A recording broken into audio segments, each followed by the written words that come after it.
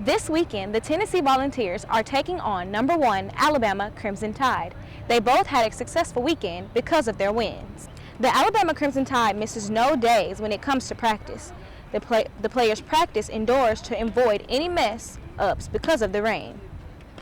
Alabama's quarterback Tua talks about what it's like playing in the SEC and how he thinks Tennessee is thinking.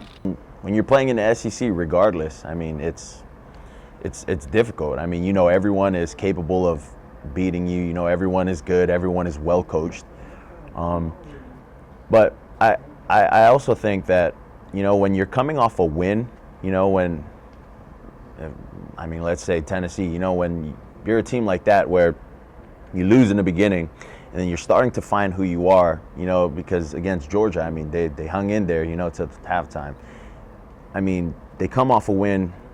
I think you really start to understand who their identity, like what their identity is, as a team. They're starting to come together, and they're really starting to play together. They're really starting to understand what their coaches expect of them. It's been a while since the Tide has had a night game.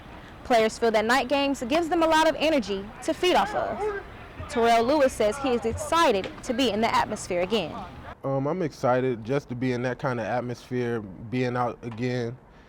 In a night game, it's been a minute since we kind of played a night game, and then those lights, I feel like a lot of times those night games, we feed off the energy off the crowd and just the atmosphere.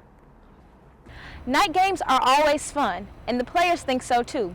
Catch them this Saturday here at the Bryant-Denny Stadium at 8 p.m. Central Time. Back to you in the studio.